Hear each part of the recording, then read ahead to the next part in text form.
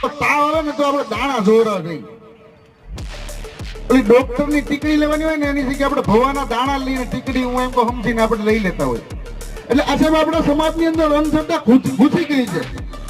અને એવા કોઈ તાંત્રિક ભવા હોય ડોક્ટર ને જો પાછા પાડી દેતા હોય તો હું એમ કહું ડોક્ટર ની ડિગ્રી હું એમ કહું કે એને ઘરે બેસવાની જરૂર છે ભવાને જ ડોક્ટર ની ઓફિસમાં બેહાડવાની જરૂર છે આમાં કોઈ દુઃખ નહીં લગાડતા સાહેબ પણ આ સત્ય છે એને સ્વીકારવું પડશે સાહેબ આજ નહીં તો કાલે આપણે શું કરીએ છીએ કે ભાઈ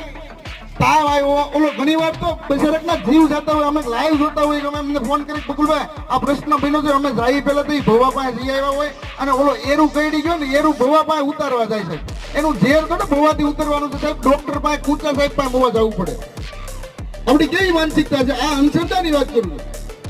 આપણે ઘરેથી લગ્ન લેવા જઈએ છીએ સારો પ્રસંગ કરવા જઈએ છીએ અને બિચારી કુદરતની બક્ષિસ છે